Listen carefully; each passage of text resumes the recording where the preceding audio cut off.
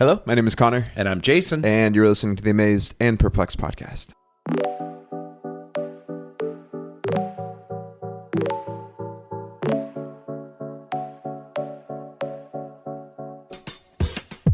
So last time we were with you, we were post-transfiguration. Jesus changes in form, and one of those attributes was he shone so brightly. Moses and Elijah show up, and that interaction, and then they're gone. Moses and Elijah are gone, and Jesus has a conversation that we covered last episode. So he, Peter, James, and John are coming down the mountain. And so that sets up this interaction that they were about to have. The remainder of the apostles are at the base of this mountain, and they rejoin them. And so what we're gonna run into is the woefully underdeveloped medical community and psychological community, and maybe spiritual community that you're going to have a demon possession. And these other apostles have been working on this for a bit. However long that Jesus has been up on the mountain with Peter, James, and John, it seems like they've been working. And so just anything to kind of set the stage for this that would cross your mind, Connor? Yeah, man, I think it's really helpful to think about. It's we have such an underdeveloped muscle when it comes to demon possession. There's I feel like rightfully so. Demon possession, spirits, all that good stuff was maybe overemphasized in the past, or let's just weirdly emphasized or incorrectly talked about, and it gave off a terrible vibe. And yet, man, when you look through the ministry of Jesus, he does this like a lot. Yes. And it's kind of funny when you think about the sheer volume of the things that Jesus does. It takes up a pretty good chunk of his ministry. And so the only thing I'm putting out there simply is like this is a fairly common thing that Jesus does, and it's also an incredibly important part of his ministry. Otherwise, we wouldn't have as many records of it as we do. And that's just one of those things I want to own. I do not, when we think about how we place emphasis on, the different things that Jesus emphasizes, this is one of those areas that I am like woefully, I am woefully impaired in, or I have probably a incorrect emphasis in my own life and study, especially when you try to relate it of like, man, I want to be like Jesus. When I say I want to be like Jesus, very rarely am I like, I want to cast out demons. Right. And so, you know, that's just something to put out there. That's a good observation. I would say I'm the same. And I'm going to generalize it by talking about spiritual warfare, but that you cannot talk spiritual warfare without acknowledging there's demons. Two interesting things to me. Number one is you have a sense of it in the Old Testament. There are bits and pieces. It's not nothing like the New Testament. Yeah, if you were really thoroughly only trained in the Old Testament and you got to the Gospels, you'd be like, oh my goodness, like there's this explosion of demon possession and demon effect. And when you get into Acts, it's lesser, but it's still significant. I think in Philippi they encounter it. The seven sons of Sceva, or is that Acts 19, encounter it. But it's not dominant. And then you get to the letters, and I'm just scanning my brain, of all the challenges they talk about. And they talk about, giftedness, like speaking in tongues, like miraculous giftedness and revelations, prophecies, this kind of thing. I can't think of a call to, and when you're casting out demons, here are the instructions, which my understanding of the letters are a representative of God, writes to a collection of God's people, sometimes a single congregation, sometimes a general grouping of them. And he's talking specifically about the problems they face or the challenges they have. And I find that interesting. And so that's the first thing. Revelation is different because it's all vision, so it's hard to discern what is he asking us to do in our... It's a completely different genre. Right, exactly. So, and then I think of my upbringing. So I didn't realize until I was in my 30s that most sermons that I encountered came out of the Gospels or the letters. If we dealt with anything in the Old Testament, it was a story here, David and Goliath, or Moses crossed the Red Sea. But there was very little of the letters were where the rubber meets the road mostly. Like most sermons would end up with the letters. Hey, do this thing. Then when you talk about Jesus, the dynamic of him being miraculous was immediately like encased in, but that's Jesus. So what can we do? Well, we can do what it says in 1 Timothy, or we can do what it says in Thessalonians. And it's not bad teaching. I'm not. It's incomplete. You know. So it's kind of surprising when you do get to Ephesians and 6, and Paul's like, "Hey, our battle isn't against flesh and blood." And you're like, "No, what? No." You know, because he's been talking about in Ephesians specifically, you know, racism and finding unity and difference in doctrine, and then general anger with each other and problems and just living with other humans.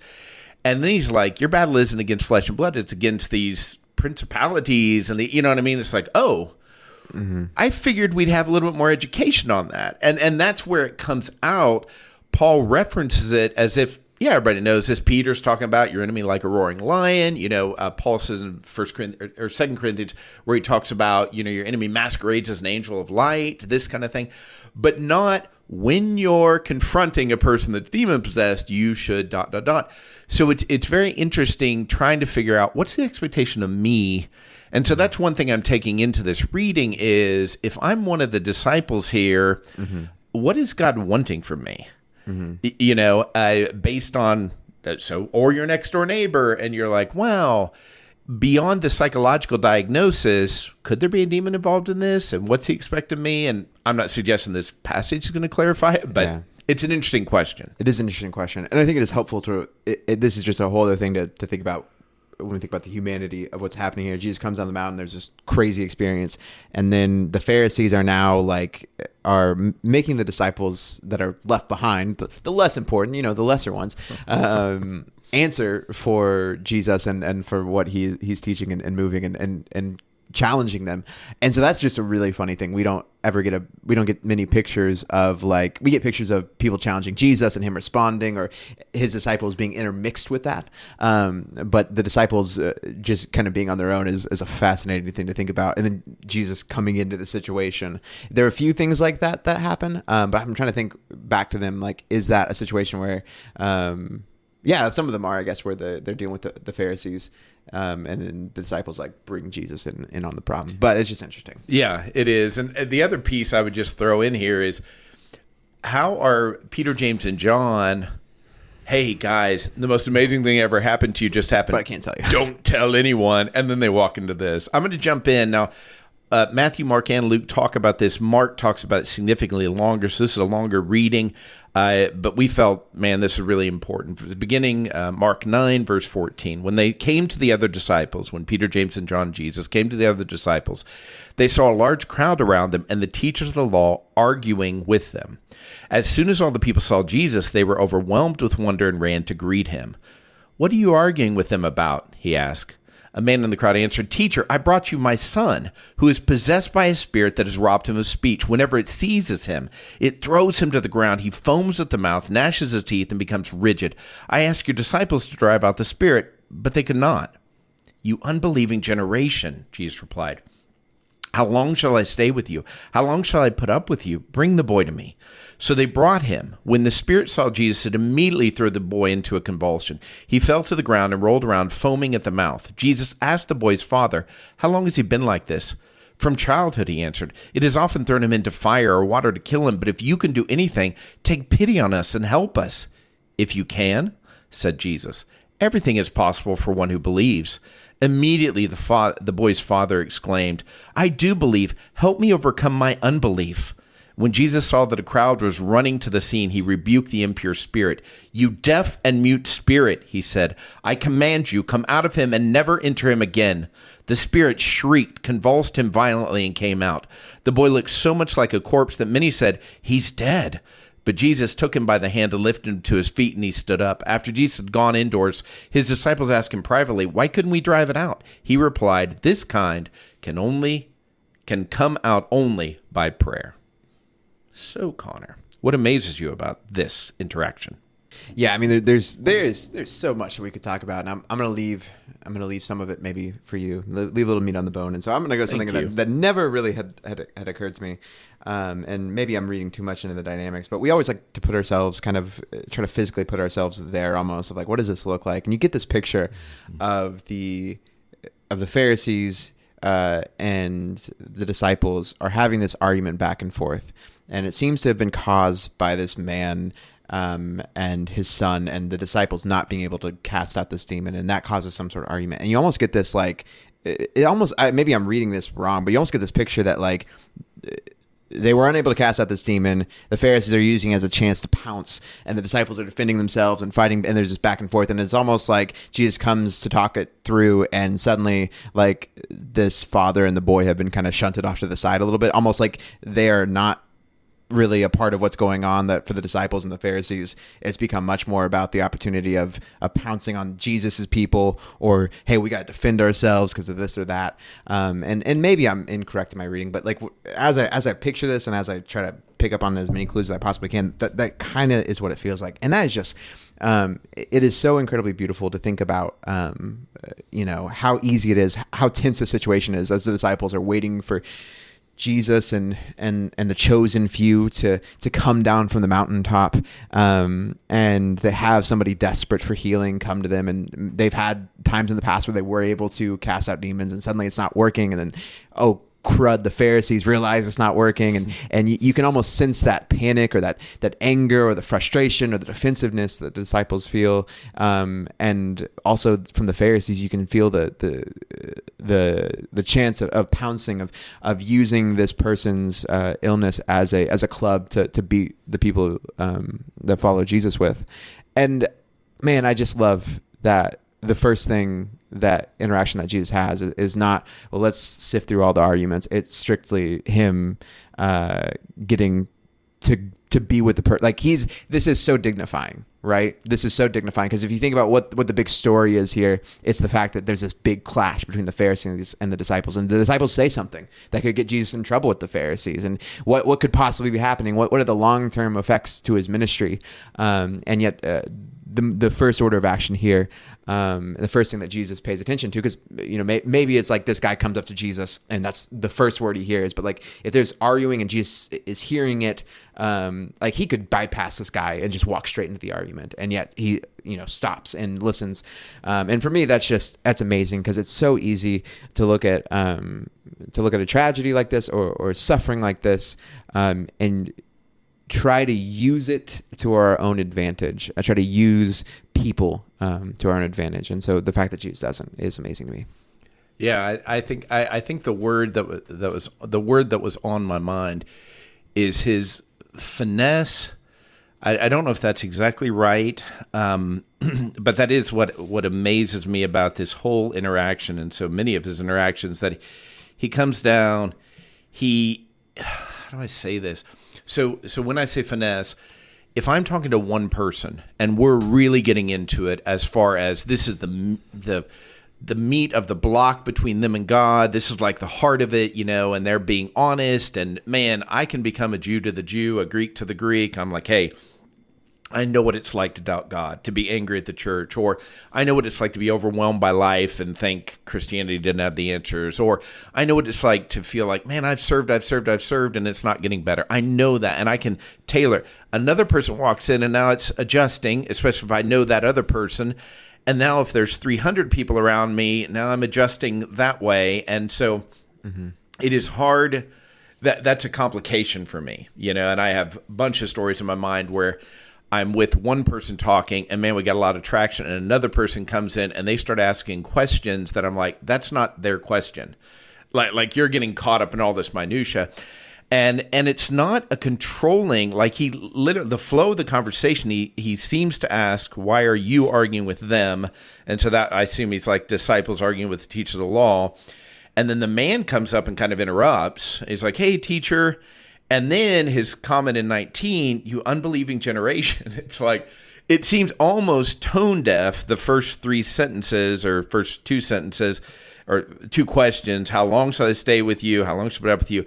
Then very proactive, bring the boy to me, and they bring him, and then all these by theatrics, I don't mean he's making. I'm talking about the demonstration of the demon, throwing this kid and fighting that interaction, and then how long is he? Who cares how long has he been this way? So that's interesting to me, but there's reason, and the whole thing about this that is fascinating is that he is so good at it. Jesus is so good at it. He's teaching the man.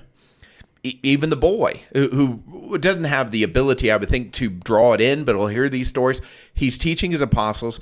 He's teaching the teachers of the law, if they're open to it. And then he's teaching the crowd. Mm-hmm. And it's interesting because he doesn't laser focus. This is where I run into trouble. It's like, okay, I've got answers or context for this one, but now I've got this group. Oh, now I've got this group, especially when it's an overtly competing group that are trying, like you talk about, to tear him down.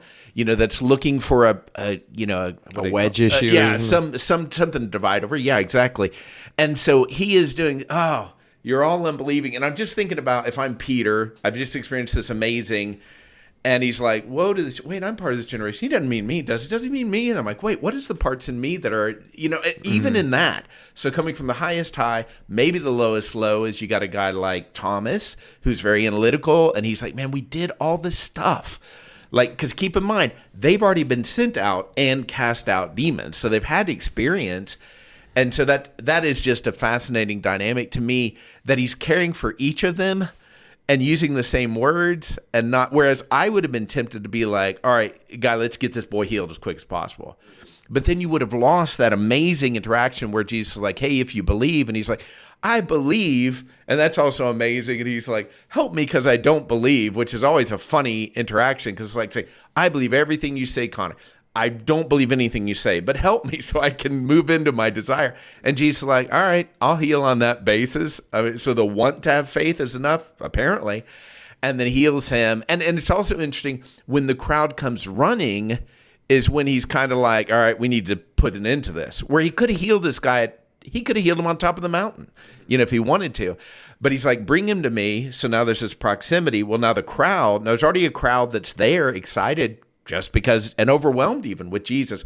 But now, once the shrieking starts happening, or the throwing him around starts happening, more people come in, and then he's like, poof, he's like, he's out. And then now he's dead. And Jesus like, oh man, I just... The potential for physical, emotional, psychological fatigue is so high, and still his finesse is so apparent. That's stunning to me.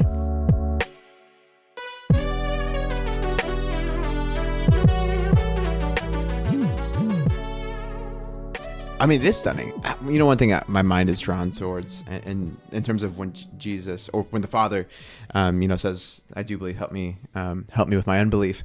My mind is drawn. I think we had a previous conversation to recording, which always happens, and I don't know if you knew this is what our passage was today. My mind had completely slipped, and maybe there was a small part of me that was like, knew we were going to go here. I don't know.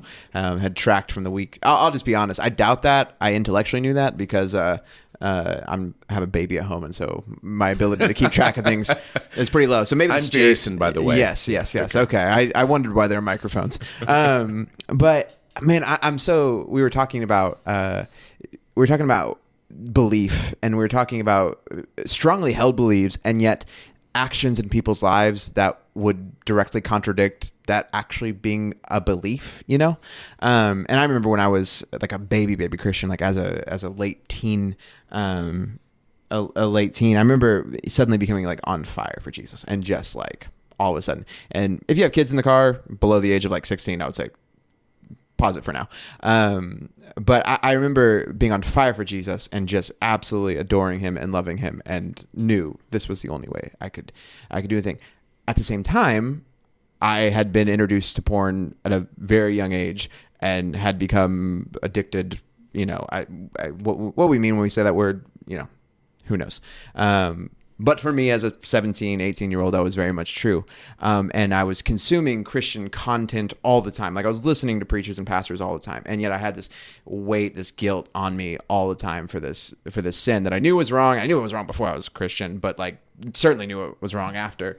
And I remember there was very famous preacher that was talking about porn issues and talking about how, like, you have, if you've got this issue, man, you don't even have, like, you haven't taken one step up on the walk. You can be saved, but you haven't even taken really one step up on the ladder of faith. And I remember it devastated me, because, like, man, I feel so alive and on fire for Jesus, and yet I've got this struggle and I've got this pain.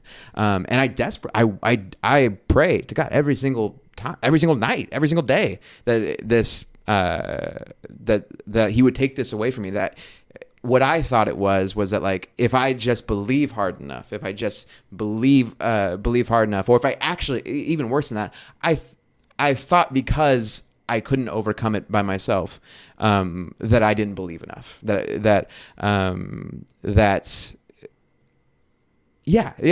Anyways, all that being said, I'm just so moved by the response that Jesus has here, because he does question people's belief and their faith and where they're putting it. But answering the question, like, for all time, in every issue, whether it's both faith in who Jesus is or it's faith for his ability to come through, to answer the question of, like, yeah, God is not looking at your faith and being like, well, if you really had true faith, Jason, then you would get over that issue. If the church really had faith, then this would be happening, and this would be it. What God is after and what Jesus is after in this moment, I think, is what he was after for me when I was 18, what he's after me now as a 30-year-old with other issues, is to say, God, man, I believe, and yet there are areas in my life where, like, I'm so struggling. Will you help me? Will you help me with my unbelief, both my unbelief that takes me into dangerous waters, and my unbelief that stops me from entering into your goodness. And so, yeah, I just felt like we couldn't move on Perplexion without touching a little bit on what amazes me about that passage, and specifically how it related to what you had said and what sparked in me. Yeah, and I think it's such an important passage to me, that not just that the man says it, but Jesus's reaction. It just, you hear a ton of stuff, and if you're a human being and have listened to preaching over the years, teaching over the years, reading, you've read some stuff, you've got a lot of dissonance. You had this phrase when you were 15, and then you heard one when you were 16, and then 19, and they're all, like, slightly different, describing Jesus, and you have your own view of Jesus. Everybody does. So your view of God's power, and then you have all the slices of, how does omniscience show up? Like him knowing everything, and how does that apply? And how do you have all the power in the world and there's still bad stuff in the world? All these kind of things. And everybody's got a slightly different take. Mm-hmm. And a lot of times our faith crisis is when two of those things come right to the surface because of something happening in our life. And I think to know at that moment that if Jesus is standing there, he's like, hey, I'm going to do good for you. Do you believe? And you saying, I believe, but help me, because it's really hard to believe. He's not like, I don't know what's so hard about it. It's the same. We made this case many times about he's going to deliver the Great Commission, and the 11 apostles are there and they're worshiping him, but some doubted. It's like, what? I mean, literally, the resurrected Jesus is right in front of you. You can see his hands in his side, this kind of thing. And yet they're still doubting. And he's like, yeah, I'm giving the Great Commission to all of you, because if you want God, then the Spirit will find you, and so it's the desire of wanting him. That's that level of belief. Now, I'm not suggesting there's not depths that can be achieved and more maturity in it. It's much easier for me to touch my belief in God than it was 25 years ago, 30 years ago for sure, because of just continuing to choose God, and then it kind of accumulates and you have inertia and momentum in that way. But when you have a crisis, by definition, it's causing you to question your foundational stuff. And I think, number one, expect to have a crisis. And number two, when you have a crisis, know Jesus is there and he's like, will you believe now with this crisis that you thought I would show up this way and I didn't? I allowed XYZ to happen and I didn't stop it. Can you trust me now? And the answer, and an appropriate answer, is, I believe, but help me, because I really don't believe right now. And he's like, all right, we'll work with that. Yeah. So this is one of those, I think it's one of those perfect examples where it's like, man, I do think, I believe trying to put a quantity or a scale on belief is maybe a unhelpful. I think it's an art much more than it is a science. Long-time listener to the podcast will know the history behind our discussion around belief. But one of the things I wish 5 years ago, man, I'd had the language for is I bring it up all the time, and yet it's the most beautiful picture to me I've ever heard of heaven. It's at the end of the Chronicles of Narnia. I've long-time listeners again will have heard me repeat these lines over and over again. But spoiler alert for the Chronicles of Narnia, if you need to pause again for any young children that haven't read it. All the kids, except for one, I guess, die, and they're in heaven. It's not called heaven, it's in heaven. And the first things that begin to happen is they are on an adventure, and the phrase as they travel forth into heaven is further up and further in. And I think that is my feeling with my belief, where it's like, man, there are things that I would have had doubt over 5 years ago or 2 years ago or last week even, that like God has helped me overcome my belief. And it's like, man, there's some doubt I had 5 years ago about something that God has helped me overcome my unbelief in that. And yet I've gone further up and further in with my walk with Jesus, which has required me to trust him more, which has required me to go further out for him, to not, it's not like I wanted God to answer my doubt and then be like, okay, cool. Now we're safe and we just get to stay exactly where we are. Well, I'm able to have 100% assent to all of the most important things that Jesus cares about. It's like, no, man, like when you follow God, he is taking you further out and further out and further into who he is. And that is going to necessitate you having both maybe more or a different kind of faith. It's going to take an altering of it. And that's good. And so today, 5-6 years ago, whenever that was, when I got fired for the lack of belief, like there are things that would have made me doubt then that I would be like, man, God has helped me overcome my belief, and I'm so proud of that. And so I'm not proud of that. I'm so amazed by that, and it's beautiful and it's great, and I can assent to those things that maybe I had more doubts about in the past.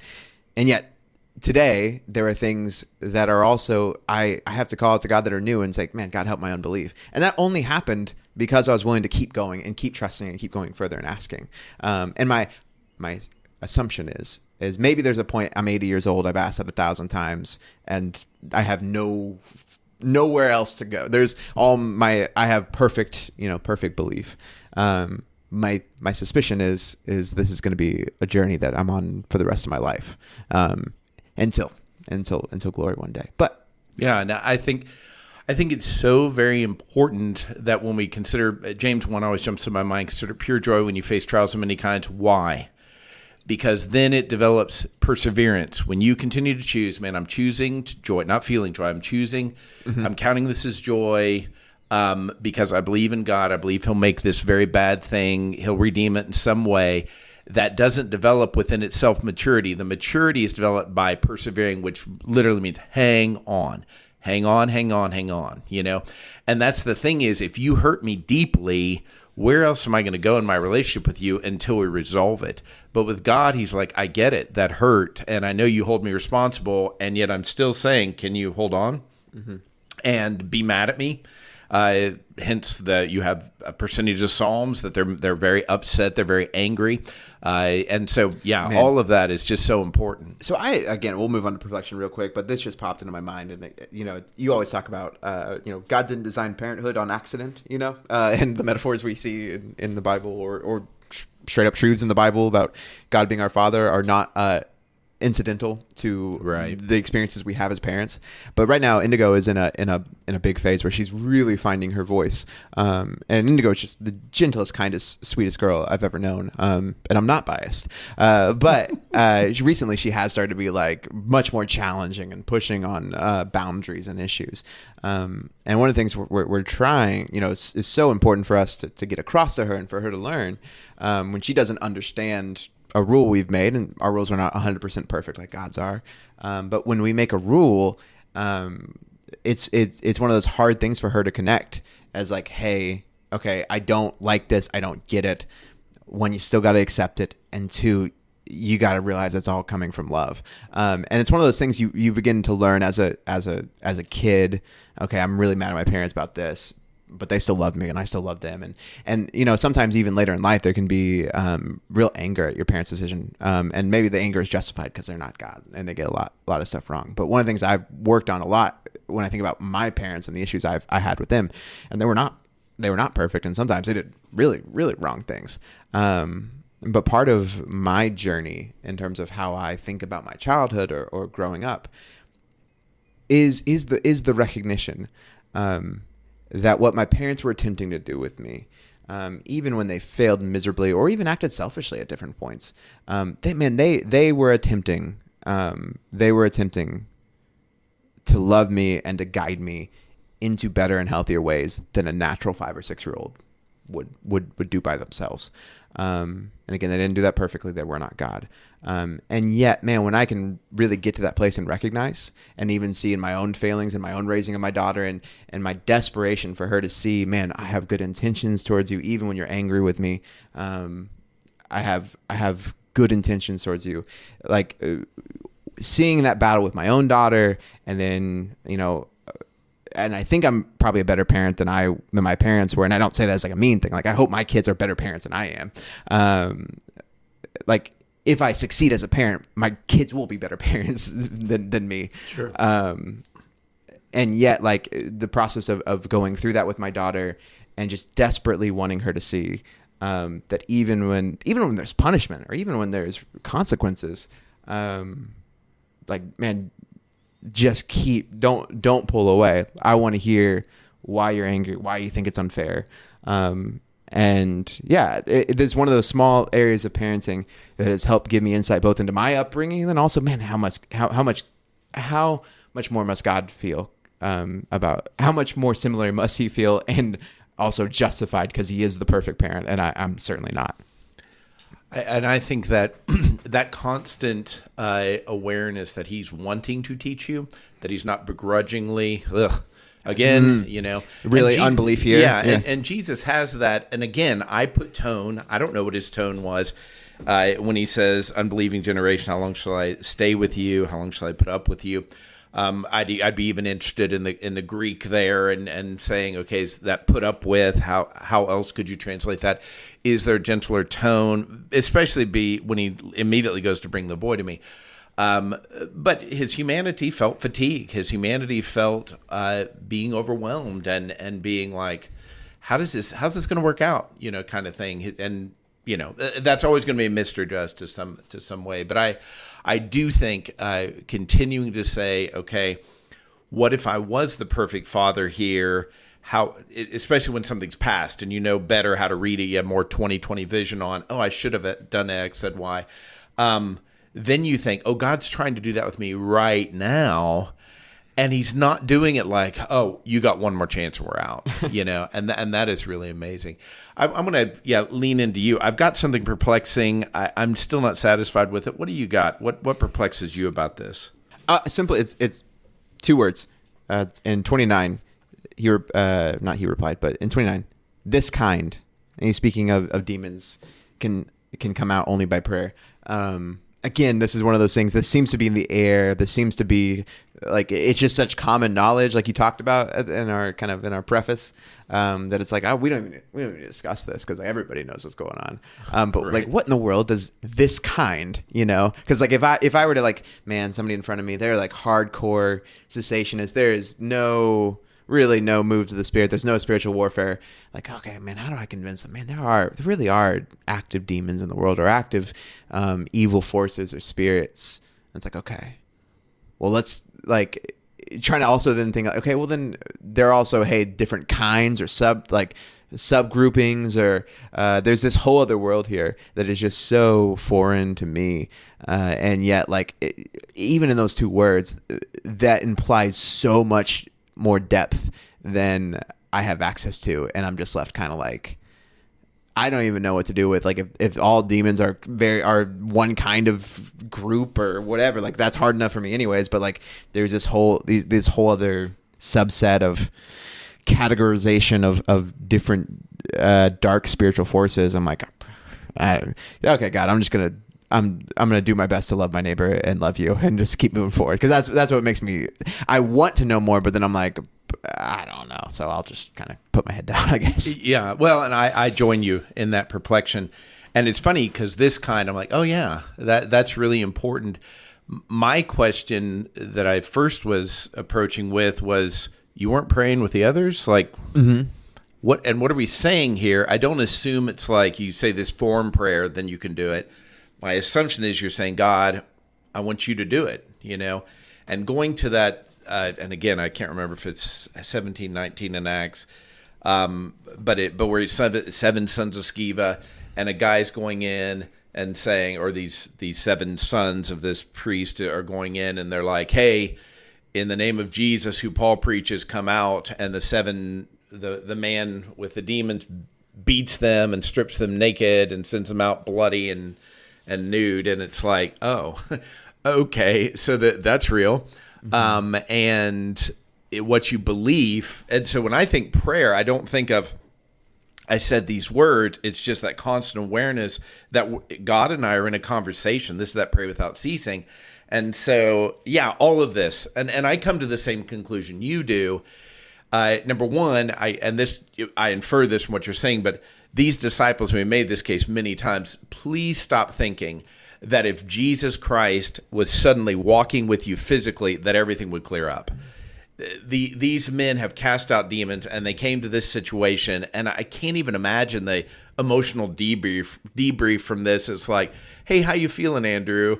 Especially if they had any sense that something amazing happened on the mountain. Not only were you not chosen, mm-hmm. but now you couldn't do the thing that you've already done. And then he's saying, yeah, this requires prayer. And I just can't imagine that Thaddeus is like, oh, yeah, we totally forgot to pray.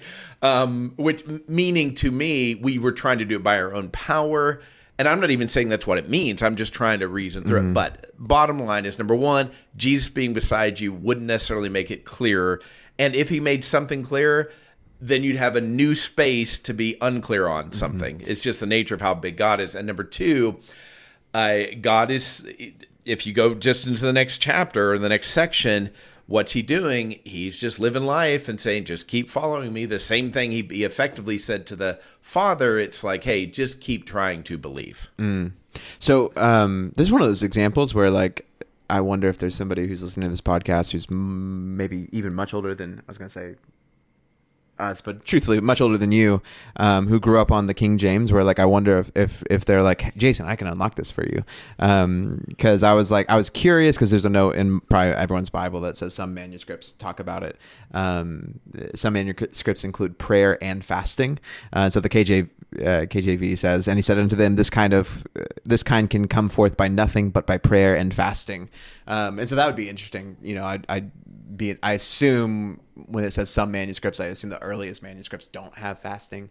But you do wonder if there's some, and again, this gets to, like, maybe it's just like nitpicky or whatever. It's like, or I'm trying to reduce what is happening here down to a formula. But you do wonder if there's something here about the way that Jesus has lived as he comes into, as he experiences the transfiguration and the process they go through that, and maybe there's something wrapped up into it there. I have no idea. I echo your perplexion. It's not even with that, maybe it gets a touch clearer about what could possibly be happening here, but yet still leaves you with plenty of perplexions. Even if some of the older manuscripts are more accurate to what Jesus says, even if those are the ones, it's still plenty perplexed. Yeah, and I love and I hate that there's not a debrief. There's not a pull aside, mm-hmm. And every gospel runs a little bit differently. But, like, the next conversation, he's like, "Hey, by the way, I'm gonna die," mm-hmm. and so it's like, okay, so we're back to that messaging, and I think there's coherence in it. I'm not suggesting there's not, but biblical coherence, like, I have to distinguish between the Bible makes sense on its own, even my interpretation doesn't. Mm-hmm. And here's the truth: my interpretation will never lock it all in. And I think that's just an important part, and why we're called to humility and to be much more emphasis on curiosity and choosing to believe no matter what than certainty. And I'll be the judge of this. Mm-hmm. And so, man, I give you 20 minutes on that, but I will free you from that that burden. Grace, peace, and love.